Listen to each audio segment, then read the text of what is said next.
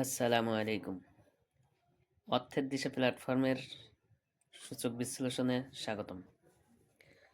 মার্কেটে যে অব্যাহত দর-পতন চলমান রয়েছে, তাতে করে আমাদের পোর্টফোলিওর যে বেহাল দশা, সেটা আসলে খুবই বেদনাদায়ক। আর এই পরিস্থিতি কতদিন চলমান থাকতে পারে এবং কোন জায়গা হতে ঘুরে যেতে পারে, সেটাই বোঝার চেষ্টা করব, ইনশাআল্লাহ। মার্কেটের একটা ওভারভিউ ধারণা নিয়ে তারপরে আজকের চার্টের গল্পের সাথে আমাদের মনোভাব বোঝার চেষ্টা করব, ইনশাআল্লাহ। এখন যদি দেখি, আজকে হচ্ছে 36.14 পয়েন্ট নেগেটিভ হয়ে মোট সূচক দাঁড়িয়েছে 4853.91। এই প্ল্যাটফর্ম থেকে পূর্বে বলা হয়েছিল যে মনস্তাত্ত্বিক সাপোর্ট আছে 5000 এবং সবচেয়ে শক্তিশালী সাপোর্ট আছে 4870। আজকে সেই 4870 অত্যন্ত শক্তভাবে ভেঙে নিচে চলে এসেছে।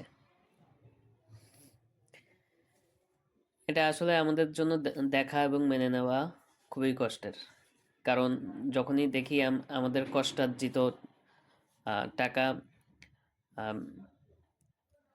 মানে কমে যাচ্ছে, তখন আসলে খুবই কষ্ট লাগে। এখন যদি দেখি, আজকে হচ্ছে ট্রেডে 390টি কোম্পানির ভিতরে 48টি অ্যাডভান্স ছিল, 299টি ডিক্লাইন ছিল, আনসেন্ড ছিল 43টি। ব্লকে আজকে 24টি কোম্পানির লেনদেন হয়েছে 22.89 কোটি। আজকে যদি দেখি, টাকার পরিমাণে লেনদেন হয়েছে 375.85 কোটি, যা গতকালকের থেকে প্রায় 36 কোটি টাকা কম, কারণ গতকালকে লেনদেন হয়েছিল 413 কোটি।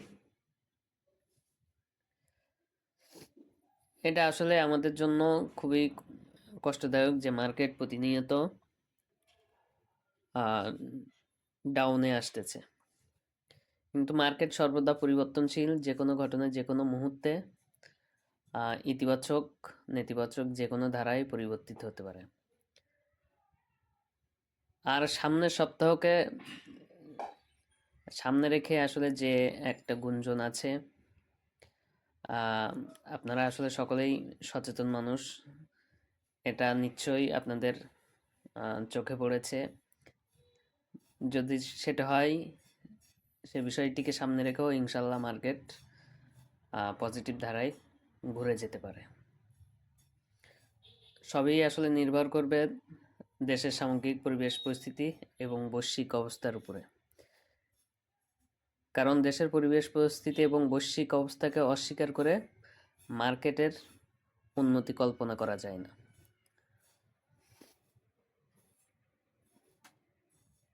এখন তাহলে আমরা চার্টে আসি, দেখি আসলে চার্ট আমাদেরকে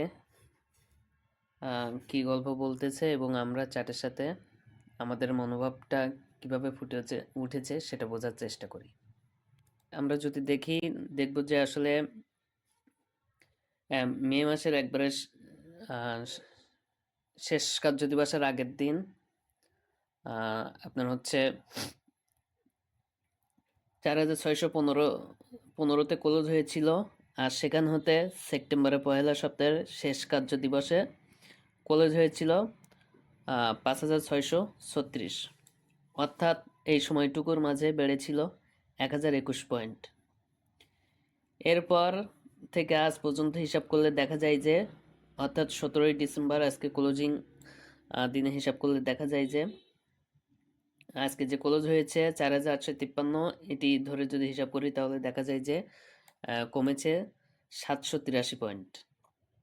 1021 পয়েন্ট বৃদ্ধিতে কি হয়েছিল আর এই 783 পয়েন্ট ডাউনে কি অবস্থা, আমরা যারা নিয়মিত ট্রেড করি বা মার্কেটের সাথে সম্পৃক্ত আছি খুব ভালোভাবে বলতে পারবো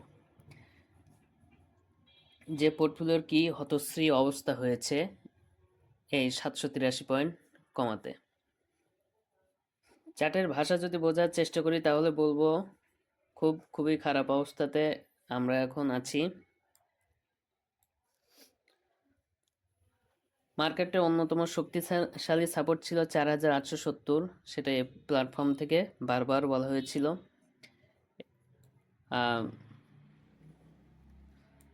সেটি আজকে খুব শক্তভাবে ভেঙে গেছে।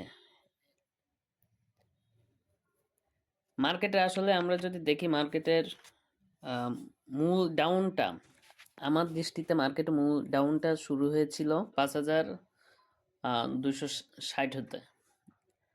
আমি ব্যক্তিগতভাবে মনে করি যে মার্কেটে মূল ডাউনটা শুরু হয়েছিল এই অঞ্চল থেকে, 5260 এই অঞ্চল থেকে। আর যখনই এই অঞ্চলটা ভেঙে গিয়েছে তখন আসলে দেখেছি যে কিভাবে মার্কেট নিচের দিকে চলে এসেছে। আর এখন যদি দেখি আসলে মার্কেটের সাপোর্ট কোথায় আছে সেটি যদি খোঁজার চেষ্টা করি,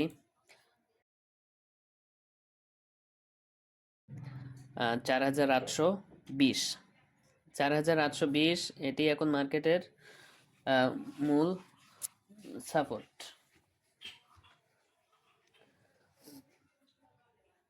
মার্কেট ইনশাল্লাহ আশা করি যে 4000, আমরা যদি আমাদের অবস্থান থেকে সচেতন থাকি তাহলে যে কোনো ক্ষতি এড়ানো সম্ভব আল্লাহ চাইলে।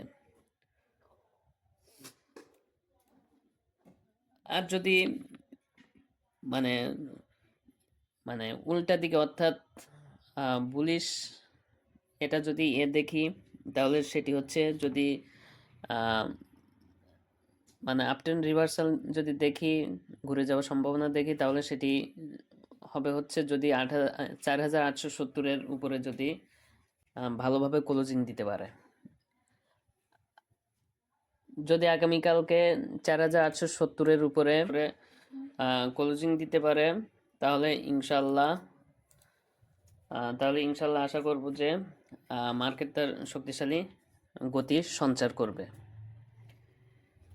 এখন তাহলে মার্কেটের আসলে মূল আছে, শক্তিশালী সাপোর্ট আছে, প্রধান সাপোর্ট আছে 4820, এবং মনস্তাত্ত্বিক সাপোর্ট যদি দেখি তাহলে হচ্ছে সেটি 4800। আর যদি ইতিবাচক ধারায় আগামীকালকে ঘুরে যায় আর আগামী সপ্তাহের জন্য যদি শক্তিশালী ঘুরে যাওয়ার ইঙ্গিত প্রদান করে তাহলে ইনশাআল্লাহ যদি 4870-এর উপরে ক্লোজিং দিতে পারে তাহলে ইনশাআল্লাহ আশা করব যে আগামী সপ্তাহের জন্য একটা ভালো সম্ভাবনা তৈরি হবে আমাদের জন্য।